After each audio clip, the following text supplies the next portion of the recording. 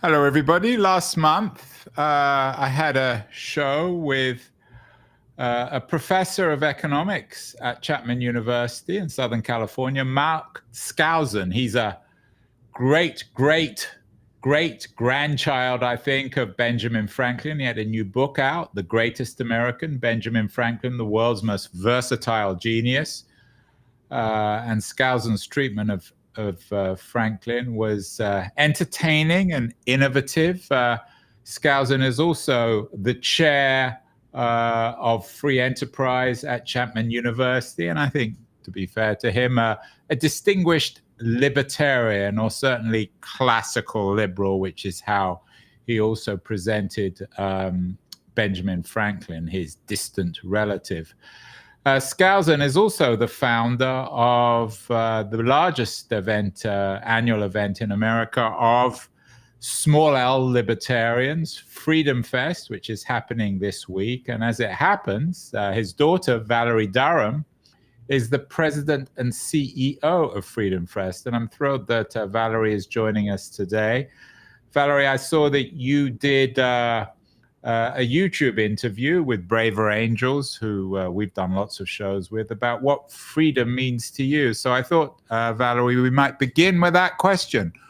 What is freedom for you? Well, hi, Andrew. It's so great to be with you and talking about one of my very favorite topics, freedom. And that's such a huge question, and I appreciate being able to think about that because freedom to me is the opportunity for the individual to have a self determined path of elevation and expansion. And I think that's what the people like Benjamin Franklin were talking about in the Declaration of Independence when they talked about the pursuit of happiness. Um, and so to me, making sure that each human sovereign individual on this planet has the opportunity to pursue their own path in a way that allows them to experience a journey of exploration, self-growth, self-determination, and expansion is what freedom is all about. And that's what gets me excited about my own life as a human sovereign being and as the president and CEO of Freedom Fest. That's really what we're doing, is we're creating that a conversation point and an opportunity platform for people who care about freedom in that way. As I said earlier, you at Freedom Fest are the largest small L libertarian event in America annually. It attracts, I think, this year, it's in Palm Springs, about 1,500 people. I'm going to try to attend. What is libertarianism, and how might you distinguish it certainly from traditional American republicanism? Mm-hmm. So libertarianism really, actually, I think is very much in line with the concept of freedom and liberty that the original founders had. And it really puts at the baseline this idea that the sovereignty of the individual is prime, and that opportunity to have choice and self-determination is the key operating factor in all interaction. So it looks at free markets, free enterprise, limited government, extremely limited government, rule of law, and private property rights as the key factors that allow an individual to have the maximum amount of choice and freedom in their lives. It's the as my good friends Matt and Terry Kibbe talk about, it's follow your own dreams, but just don't impact other people. Do what you need to do but don't injure other people and don't take their stuff. And when you follow this basic principle of following your own dream but not impacting others, which is why the rule of law and basic limited government is needed, because if you do things that impact other people and their right to do things, that's where we have to have some management. But as opposed to a lot of things that have come around in republicanism, where things like a large national defense or taxation, different things are seen as appropriate, libertarians really pull back from that. Even something as common as, you'll often hear libertarians talking about roads. And people often see roads as a public good that should be provided by government regulation and policy. And libertarians would argue that if we need roads, the free market will provide them, and that there are other ways to provide roads other than taxation, running it through the government, and putting it out as a public good. So libertarians really look for opportunities for collaboration from a completely free place, with the sense that there should be some, again, then personal responsibility as well, that we also can't look to government for that safety net to protect us when things go wrong. If we own the rewards, we also have to own the responsibility when things don't go so well. So that's kind of a very broad, non-technical explanation of libertarianism. And I think that as opposed to there are things in kind of republicanism, in conservatism, where there is a feeling that government should be involved in the presence of certain religious practices, the institution of military spending and presence and things like that. So there's definitely a difference. Libertarianism really wants to strip the government down to almost nothing and let people live a free life and provide what needs to be provided just out of free market exchange. Some people are going to be listening to this, Valerie, and thinking, this woman's a little odd. And the idea of roads not being a public good. I take your point that not everyone perhaps wants roads, but is the market really ready? What examples would you have of roads being funded by free enterprise so that it's not a public good? I mean, included in roads, would you include electricity, water? Are you suggesting all those should be privatized?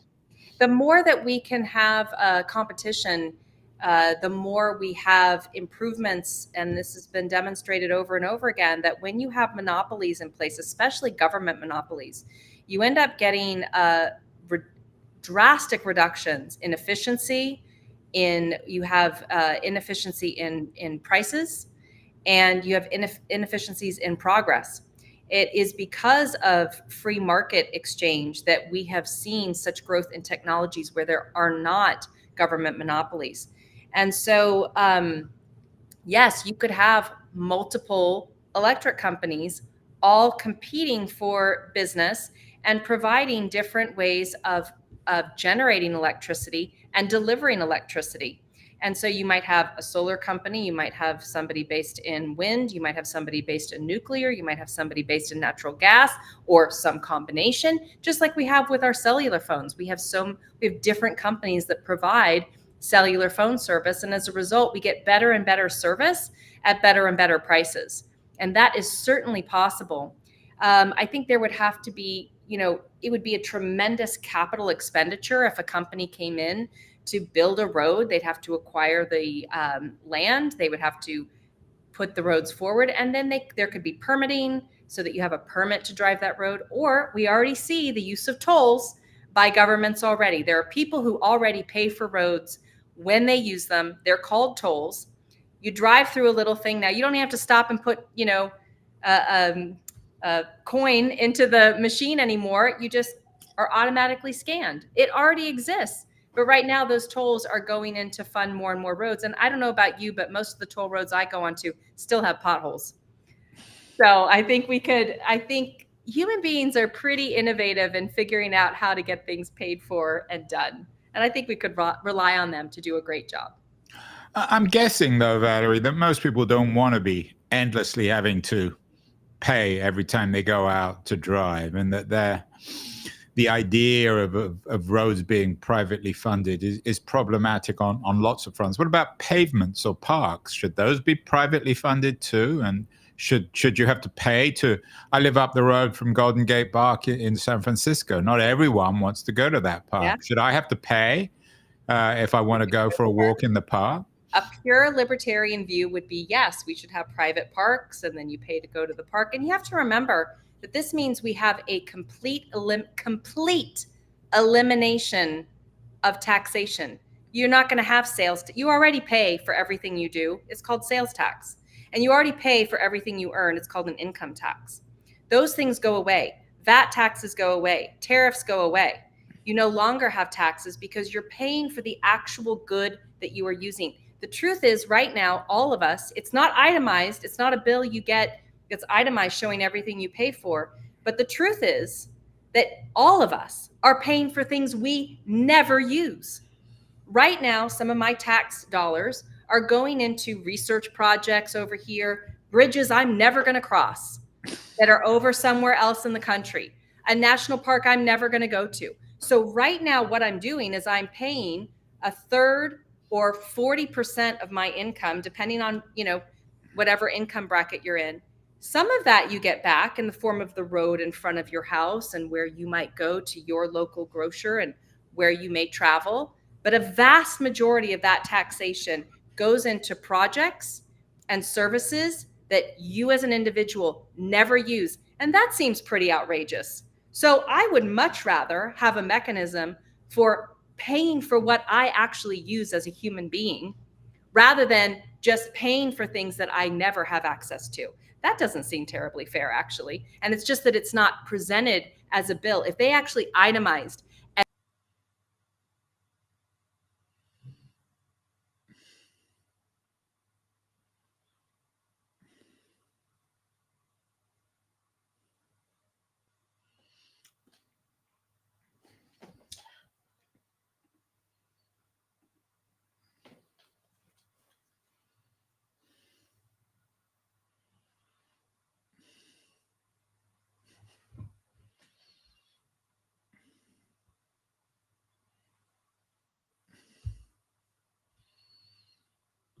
No, that was your local road builder cut you off. Yes, exactly. No more of that. Can you see me?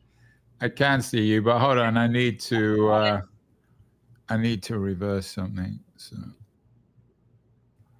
okay, so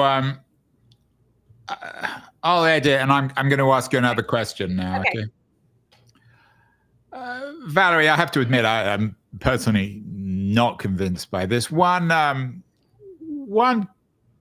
fairly mainstream critique of libertarianism is this reliance on classical liberals like your great relative Yes. Benjamin Franklin is slightly absurd because the world that the American founders came out of was an agricultural world. We live in a post-industrial world. Absolutely. So their ambivalence, hostility to government was all very well in the late 18th century, but it's, again, implausible in the 21st century. Is that critique fair in any way? I mean, can we really go back to the Franklins and the Jeffersons of the world to get modern wisdom? I think we go forward. I think we go forward to what comes next. I think those people were incredibly modern and responsive to what they were grappling with. I think there are certain principles of human dignity and sovereignty and choice that have been present for all of human existence and will continue to go forward. But the way that we respond to that, we have to be in the now. I'm not looking to go back to Benjamin Franklin and the founding fathers. In fact, I think that some of the things that they had didn't go far enough. It was well and good for what they had at that time and the step that they took in that direction coming out of the Enlightenment and then changing the world dramatically from the actions that they took with the American Revolution and the Declaration of Independence. But that's not where we are now, and that's not where we should try to be. We can take what lessons we can learn from any of our predecessors, from a Marcus Aurelius and a Socrates through a Benjamin Franklin, into the philosophers like Ryan Holiday that we have today, or a Brett Weinstein or a Steven Pinker, or some of the scientific minds that we have that are thinking forward. In fact, Ryan Holiday will be with us at Freedom Fest this year. Yeah, and Ryan Holiday is an old friend. He actually was on this show more than 14 years ago, back in 2011. Wow. So I've known him for many years. This was even before he started writing on Epicureanism. Wow, that's amazing. And so he's going to be on stage with an objectivist, and they're going to be talking about how you make progress by sharing ideas based on a philosophy. So that's going to be a really interesting conversation. So my question is, what is appropriate for today? How do we manage a society and economy that is vastly more complicated and sophisticated than the economy that our founding fathers faced here in America? So my expectation is we don't go back and that there are changes that need to be made. But I do believe that the ability of the human mind to be innovative and to look at what is needed now, governments have pretty constantly proved, and you can look at Soviet examples and other communist examples when they are in a pure command economy, they're actually quite bad at making economic predictions and providing for their people. It's only when you start infusing free market principles that you start to get some capability with a more statist government. And certainly even in an economy like ours that's even more mixed, it is when you have things like Bitcoin and the internet and cellular phones, all of that came out of the human mind and progress looking for a source of freedom. That did not come out, even if they used certain government programs, whatever the government was doing with the internet back in the 80s, it took free market to turn that into the internet and then to take that to where it is now. So certainly there are places where we could have government research and things that we go ahead and use, but is it necessary to have government research in order to provide these technological jumps? I don't think so. I think that can come from other sources. But my goal is not to go back, it's to go forward. And I think there are some silly things we take with us, like the school year. Exactly right. We have an agrarian school year by and large here in this country, and that doesn't make any sense. What do we need to educate our kids now? And is that based on a public school system that came out of the 1800s? I don't think so. I think we need a massive overhaul in education, and it should be based on choice and what serves the people now. And I also don't think that that comes from a bureaucratic government mindset to say, this is what's going to fit everybody. I think we need diversification, and that comes from free markets and individual choice and individual needs. And I think we could do a lot better of honoring that fact about human beings. You mentioned the internet. One of your speakers this year is Ross Ulbricht, a very controversial fellow. He was the founder and initial operator of the darknet market, Silk Road. Yeah. In your view, is the dark internet, is that a good thing where people are able to trade nuclear weapons, theoretically, drugs, seems to be rife with pedophiles? What's your take on something like the Silk Road? And why would you invite someone like Ulbricht to speak this year at Freedom Fest? Is he really a spokesman for your ideal of freedom? So Ross's case, the part where we're asking Ross to come speak and where we're interested was that his sentencing was really egregious. That, what he did and the guilt for what his actions were and what he was found guilty for is different from what the sentencing was. There seemed to be an overzealous sentencing there for him to have 2 life sentences plus 40 years. There are mass murderers who don't get that kind of sentencing. And so that's really where we're interested in that conversation is how do you handle situations where you have a criminal justice system that is sometimes unjust and sometimes very often unjust, especially to certain segments of the population. So that's really where although to be fair to, or to be perhaps unfair to Ulbricht, he's a white man, which sure, tend to do quite well out of the criminal justice system. He is, but we talk about criminal justice reform at Freedom Fest. We've been talking about it for years because there are problems with our criminal justice system and how it treats different people. And that's not okay. And so that is something that we talk about quite frequently. So this is one example of someone who had an experience, and we have talked about many other examples. We have our Anthem Film Festival, which has over the years looked at many issues of criminal injustice in the justice system and how we need to look at that. So, libertarianism does not believe in criminal activity. Libertarianism believes in the freedom to make choices. But again, there should be natural limitations that when you take actions that impact somebody else, that is not libertarianism. That is not freedom. And so if you're engaging in human trafficking, for example, that is a violation of somebody's rights. If you are creating, a weapons exchange that is creating violence in an area zone, that is not okay. That is impacting somebody's life, the right to their own life, to not be No, violent. I take your point. I'm not So, suggesting that Ulbricht was actively encouraging sure, arms we're asking trading or about the drug dark dealing, web, but the dark my web. point, my question on the Silk Road is it seems to represent in a kind of odd way a model, a libertarian model where there are no rules, and one Right. result is of enormous illegal activity. Mm-hmm.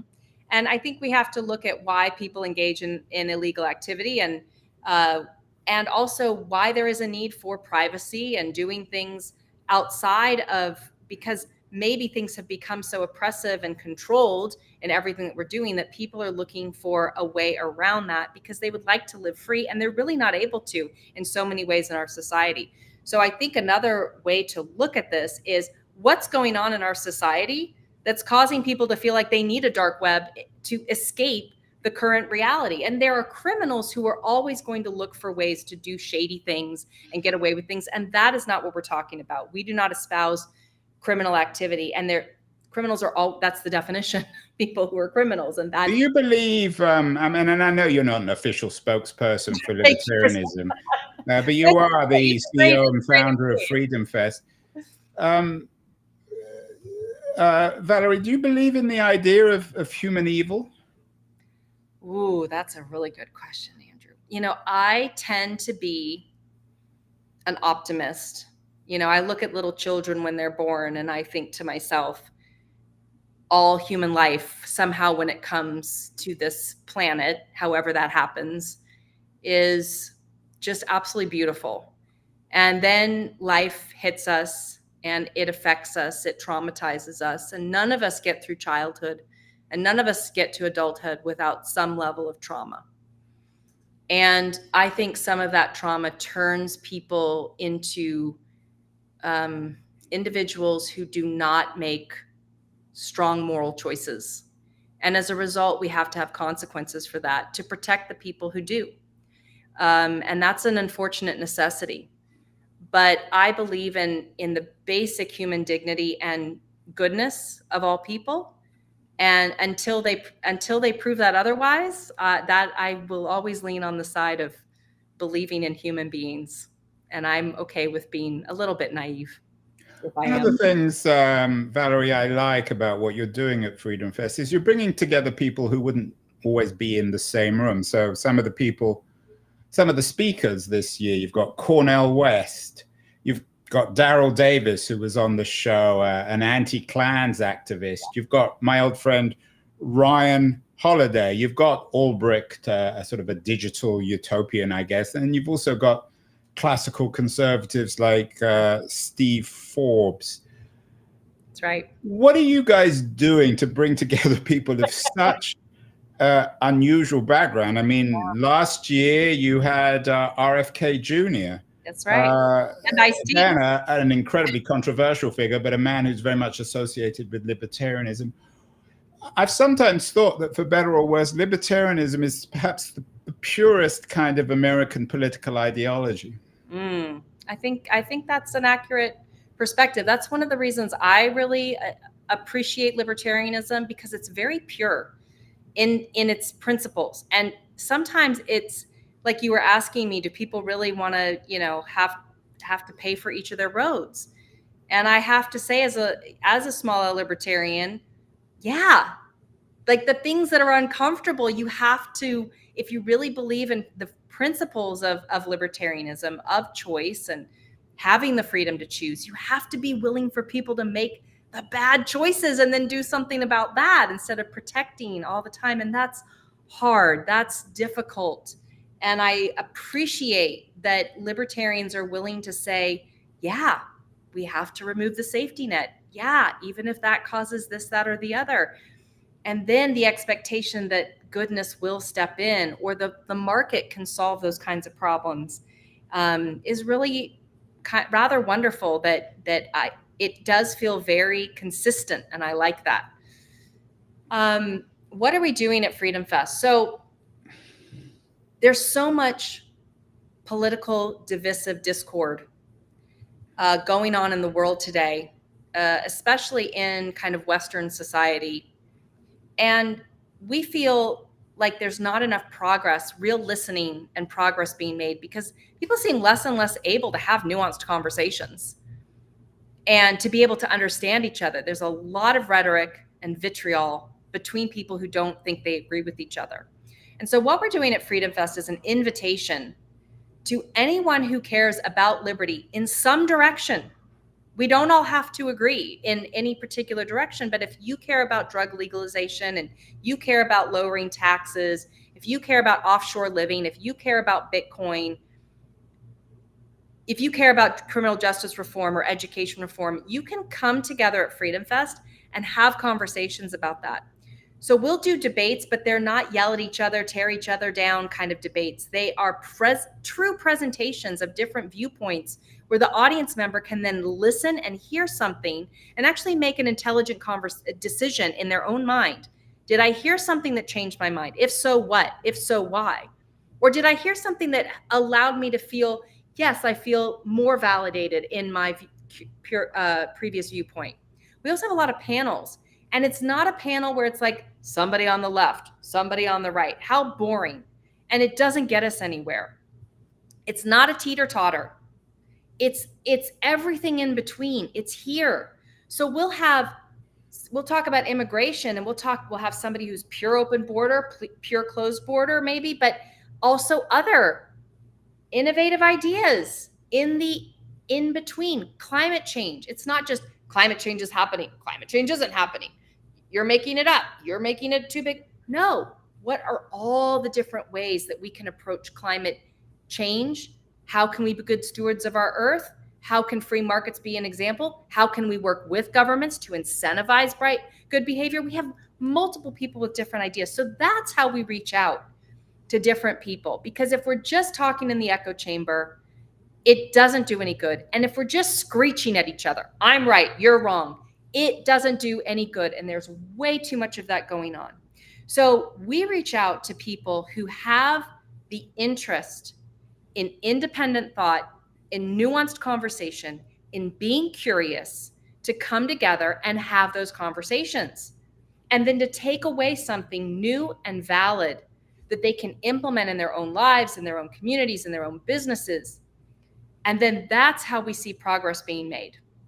I'm guessing this week, we're speaking at the beginning of the week. Who knows what the situation will be when the event begins on Wednesday. But at the moment, there's a great deal of violence, anarchy, tension in Los Angeles.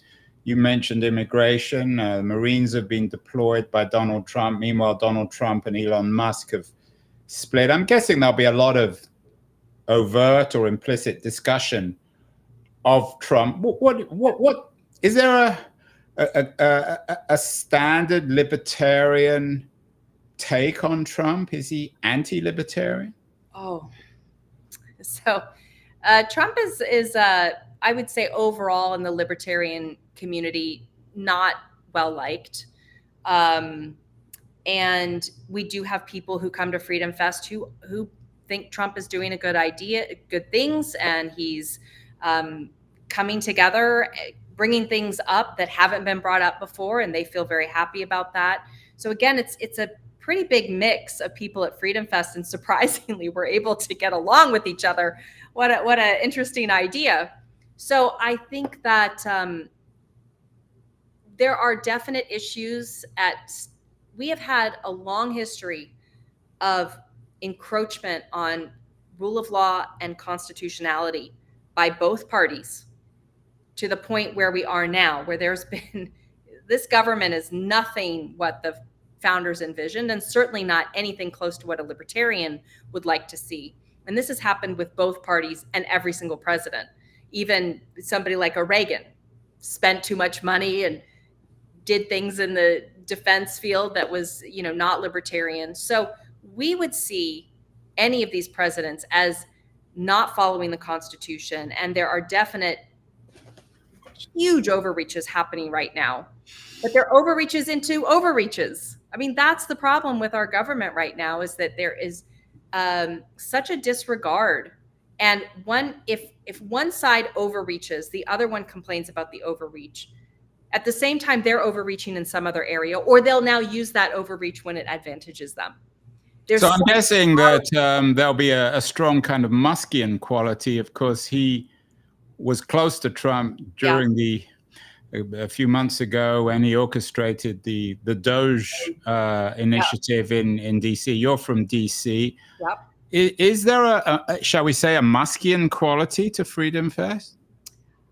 I think that compared to Trump, our people would be much more in like you say, the Muskian, in terms of how can you have a vision and be entrepreneurial about taking the world forward through technology or different innovations through business. So what he's doing with SpaceX, what he's doing with Tesla, what he's doing with all of his different projects, we would really value, because this is an individual having a vision and finding ways to make that happen without, he has taken some government funding. And so he's not like I wouldn't think that Elon Musk is not this perfect, nobody's perfect, I mean, there's no person out there, there's no one who's out there doing things in a perfect way.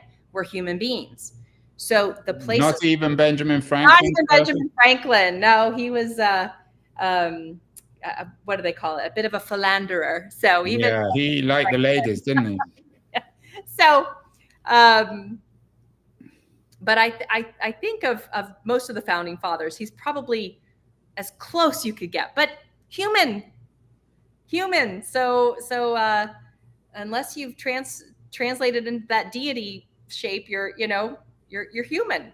And so Musk has issues, Trump has issues, Biden had issues, like nobody's perfect. And so I think that's what I like about going back to libertarianism as a philosophy, because I can appreciate the things that each person, each group is doing. If it's in line with giving people more choice, limiting government, and allowing people to live freer lives, then I'm in favor of that. And when it's not, I'm not. And it doesn't matter to me the political labels.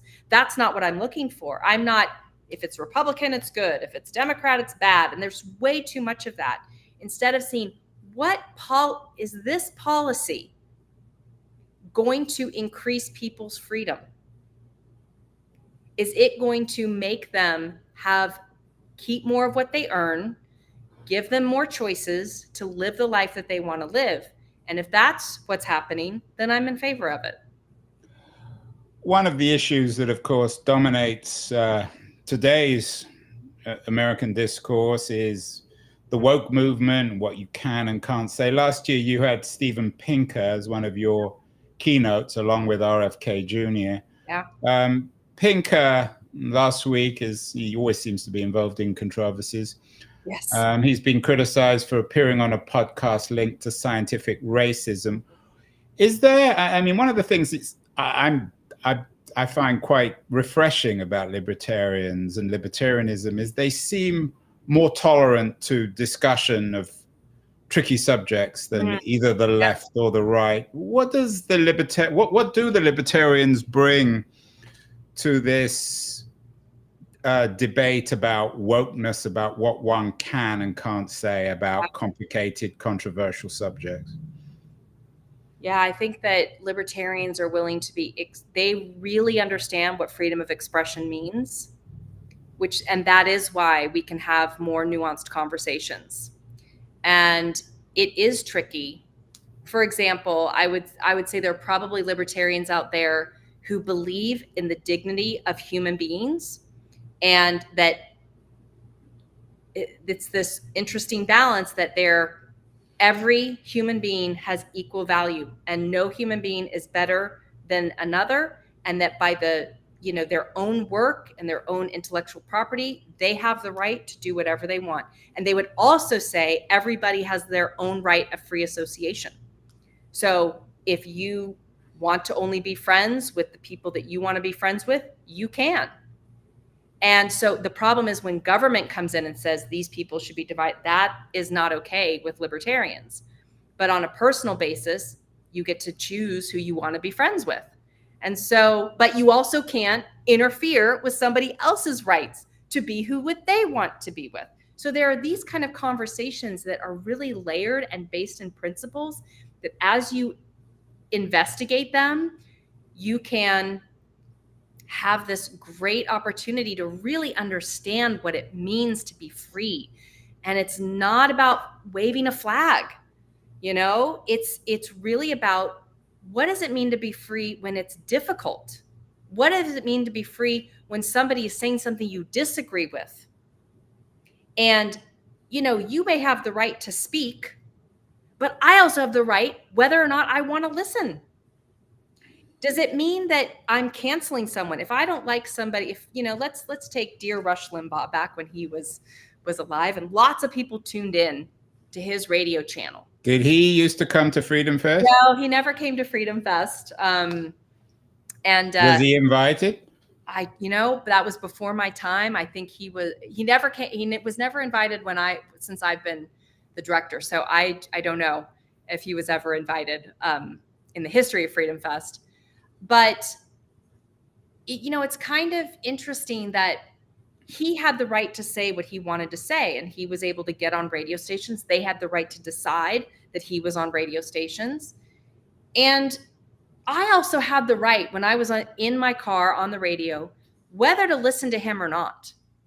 And if I turned him off and didn't have him in my car, didn't have him in my house, I was not canceling him. And I also didn't need to, it was okay that I just turn him off. I don't want to listen to that today. Or maybe I do. Maybe I want to hear what Rush Limbaugh has to say today. And maybe there's somebody else, you know, Rachel Maddow. Maybe today I want to listen to Rachel Maddow. Maybe I don't. And I can turn that off. My right to hear or to see what I want to see is part of freedom of expression. And a lot of times we talk about what people are allowed to say. But just because I don't want to hear what you have to say doesn't mean I have to listen. And that can be enough.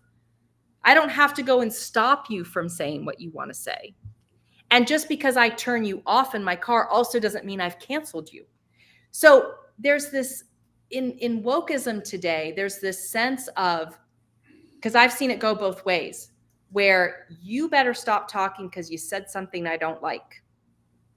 And if I say I don't want something, maybe at my conference, is that canceling somebody? If I don't have a certain speaker come because they are too controversial or they don't align with our audience or they don't fit our theme this year, am I canceling them because I don't have them at a conference? You know, is somebody canceling me if they choose not to come to a conference because I have a particular speaker? That happens sometimes. Not everybody was happy that Dr. Cornel West was coming to Freedom Fest. No, they're not. They said he said some things I don't agree with. How could you have him on your stage? Well, that's a good reason to have him. Finally, as I said, you had RFK Jr. last year. He, I think, at one point was running officially as the Libertarian candidate. Is there a need in our two-party system, an increasingly archaic two-party system where no one trusts either party? Is there a need for a Libertarian Party, or is that a kind of contradiction in terms? Once libertarianism becomes a party, it's no longer libertarian. That is such a great question. And there's a lot of asking those kinds of questions going on in libertarian circles right now, how the Libertarian Party should function, and exactly that kind of dichotomy that it automatically sets up. I think that while it makes things more complicated to have multiple parties, we cannot stay in this two-party duality of just back and forth and more and more. I mean, our country is tipping like this. I can't, you know. And for people who are just listening, we had a wonderful tipping backwards and forwards. Yeah, so sorry. I'm tipping my whole body back and forth. I'm a dancer. You're a dancer, so you're dancing the two-party system. I am. And so that is unsustainable. And we need the infusion of other ideas. The idea that you can only have a Republican or a Democrat way of, there are so many more ways of running our government, of running our society, of leading our society, of allowing our society. And we are not investigating those things. And we are being pitted against each other in a way that is stagnating our society. And the only thing that is going to get that busted open is by introducing other thoughts with viable mechanisms for actually implementing those. And as of right now, there is a huge effort to keep out any kind of third party influence. They're not allowed, the standards are so high to get in the debates, to get on the ballot. It is drastically unfair because they want to keep it in this two-party power struggle, because that keeps us kind of mind numbed and just doing what they want us to do. And that is not freedom. And I'll just bring it back to, freedom is supposed to expand and to bring beauty and joy to our lives. And that's one of the reasons at Freedom Fest we talk about all these serious things, and it's really important.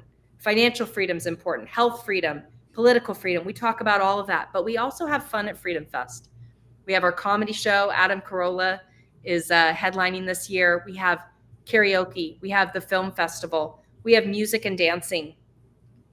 We have yoga in the mornings, because life is meant to be joyful. Freedom is meant to be joyful. And we need to be concerned, but we can't live our lives in angst. We must come together and have a joyful life. And that's why at Freedom Fest, we also have a great time. Well, that's what Freedom Fest is. It's fun. It's in a fun city, Palm Springs.